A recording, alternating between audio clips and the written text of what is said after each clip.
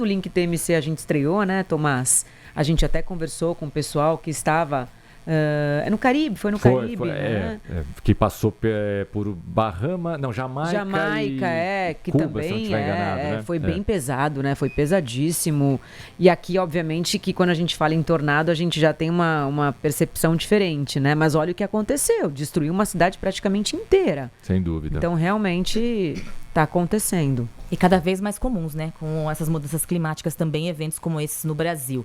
Daqui a pouquinho, então, a gente volta para falar mais sobre esse assunto, que foi o assunto do fim de semana. As imagens impressionaram muitas pessoas também nas redes sociais. E a gente segue aqui agora com as manchetes ou vamos para a entrevista? Vamos para a entrevista, Mayara, por favor. Vou chamar aqui, porque é o seguinte, gente. Apesar de ser o noticiário de fofoca, eu acho que é interessante a gente trazer esse assunto para cá. Eu acho que todo mundo acompanhou nos últimos dias, né? O caso do Dado Dolabella e a namorada, Marcela Tomaszewski, que houve ali uma semana atrás, mais ou menos, eles brigaram, ela apareceu na internet toda machucada e depois saiu defendendo o Dado, dizendo que não foi nada daquilo, que ela não tinha apanhado, foi dar entrevista, inclusive na televisão, né, no Cabrini ali, ela foi falar que não foi nada daquilo, que eles não brigaram, que ele é um gentleman, e logo eu vi aquilo e pensei... Ele falou pro Cabrini, né? Ele também, exatamente, ele também. Os dois, né? E aí, logo pensei, falei, isso aí tá com cara de um ciclozinho de violência daqueles que a mulher demora para denunciar, né? Porque, gente, não é bem assim. Acho que as pessoas julgam muito as mulheres. A gente quer falar um pouquinho sobre como que funciona o ciclo de violência da mulher que passa por isso, né? Então é muito importante você que está nos ouvindo aí, mesmo você não sendo mulher, você pode ter uma irmã nesse ciclo, uma tia, uma sobrinha, enfim, uma filha também. E é importante a gente sempre ficar de olho. E por isso a gente vai falar um pouquinho sobre como funciona esse ciclo da violência doméstica. Hoje eu trouxe uma pessoa especial aqui, a Anne Moraes. Ela foi uma dessas vítimas de violência e conseguiu sair, né, há alguns anos, ela e os filhos, de uma relação abusiva. A gente vai falar um pouquinho agora sobre como que funciona o ciclo de violência doméstica e por que as mulheres voltam atrás, depois fazem denúncia, retiram, até da parte positiva, né? Ela conseguir ir embora ou, infelizmente, em muitos casos, a mulher não vai embora e o pior acontece. Então vamos conversar agora com a Anne Moraes, assistente administrativa. Oi, Anne, obrigada por você estar aqui dividindo a sua história com a gente. Tudo bem? Boa tarde. Eu que agradeço.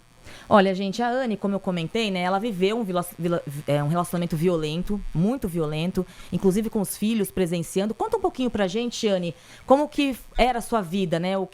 Como foi esse relacionamento que você teve? Então, eu fui casada durante 20 anos, né, com um homem extremamente agressor, mas esses sinais nunca vêm de cara, né? No começo era um namoro bastante saudável, um homem carinhoso, me presenteava muito, muito preocupado comigo, familiares, e aí aos poucos ele foi me afastando de amigos, família, trabalho, até que eu fiquei completamente refém desse relacionamento, mas isso não acontece de repente, vem aos poucos, né? Ele mostra no começo ser um príncipe. Agora, a minha pergunta, Anne, agradecendo a sua participação no Link TMC de hoje, a mudança do comportamento, né, do opressor, ela é gradual. Mas e a percepção de quem está sendo agredida? Com você, também foi uma coisa gradual? Se percebe uma coisa aqui, fica pensando, no outro dia percebe outra coisa ali, ou não? Ia passando despercebida até que um dia, de repente, caiu a sua ficha e aí você pensou, nossa, tá tudo errado e eu deveria ter percebido isso antes. Começou com coisas tão pequenas e para mim foi muito difícil de identificar porque foi o primeiro relacionamento que eu tive. Eu não tinha parâmetros de outros relacionamentos. Foi meu primeiro namorado. E começava com, eu não gosto que você fale com tal pessoa. Depois de pegar meu celular. Teve um dia que meu celular foi quebrado. Outro dia ele não queria que eu saísse para trabalhar, então era para eu ficar dentro de casa.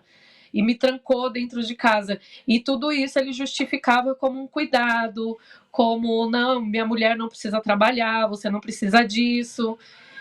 E até que foi tão gradativo que chegou às partes das agressões físicas. E quando já chegou nessa parte mais grave de ser agredida, Aí eu já estava refém, já tinha filho, já não trabalhava, dependia 100% dele financeiramente, já seria muito mais difícil para eu sair de casa com filhos, aí já era mais complicado. E em que momento você decidiu abrir, você decidiu procurar ajuda, você decidiu mudar de vida, né? E sair desse ciclo abusivo? Sim, não foi fácil, porque a gente primeiro tem vergonha, né? Eu tinha muita vergonha, até pela condição social que eu vivia, era uma condição social um tanto estabilizada financeiramente, e para eu poder abrir isso para as pessoas, dizer que eu era agredida, porque para todos os amigos, familiares, ele demonstrava ser um homem bastante atencioso, carinhoso com os filhos, bastante presente, muito responsável com a parte financeira. E quando isso eu tive que abrir assim para os outros, quando de fato ele me agrediu de uma forma que machucou, quebrou meu dente, eu fiquei com o rosto bastante desfigurado, e aí nem fisicamente tinha como eu esconder. Aí foi a hora que eu resolvi abrir, pedir ajuda e, inclusive, denunciar. Para quem que você... Pois não, Maia. Não, eu só pergunto, nesse caso, né, a gente está fazendo aqui usando um caso da fofoca para um assunto, para um alerta muito importante, que é esse que a Anne está trazendo para a gente. Anne, você que viveu muitos anos, né, que inclusive é pai dos seus filhos, é normal você ver situações como essa? Você também demorou, por exemplo, fez uma denúncia, depois quis voltar atrás, contou para alguém e depois voltou atrás, defendeu. Isso é normal, realmente? Você que também hoje já conversa com muitas mulheres, né, que também são vítimas de violência em casa. É normal, realmente, esse ciclo da mulher demorar até ela se ligar e defender muitas vezes o agressor antes de realmente decidir, não, eu preciso sair dessa, eu vou sair dessa, enfim? Sim, sim. Essa primeira tentativa que eu fui para fazer uma denúncia contra ele, quando eu cheguei na delegacia para denunciá-lo, dizer tudo que eu estava passando, eu ouvi lá na delegacia mesmo da mulher, acho que hoje, né, isso está melhor, talvez bem distante do que deveria, mas está bem melhor. Quando eu cheguei na delegacia para denunciá-lo, a primeira coisa que eu ouvi foi: o que você fez para apanhar? O que você fez para passar por isso? Né? Que não tinha sido à toa que eu estava machucada daquele jeito, que alguma coisa eu deveria ter aprontado para apanhar daquele jeito. Então esse é o primeiro desestímulo que eu tive quando eu cheguei na delegacia. E na época também a delegacia da mulher só funcionava de segunda a sexta-feira, então isso também desestimula.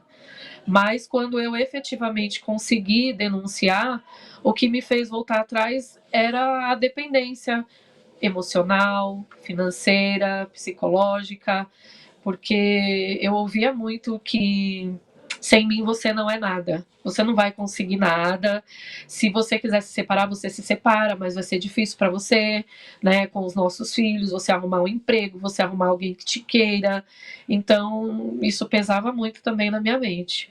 Hoje é mais fácil para eu identificar que tudo era me manter naquela situação, mas enquanto eu estava naquilo, para quem está na situação é difícil de fato de enxergar, de entender que existe uma saída.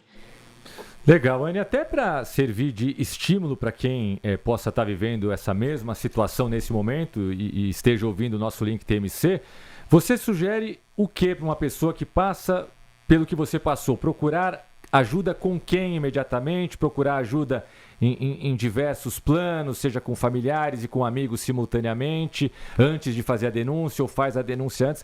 Qual que seria o roteirinho? Se é que é possível você escrever um roteiro correto para isso, cada caso é um caso, mas até citando o seu exemplo, né, tendo o que aconteceu com você como exemplo, o que você sugeriria para quem nos ouve e passa por esse mesmo problema atualmente?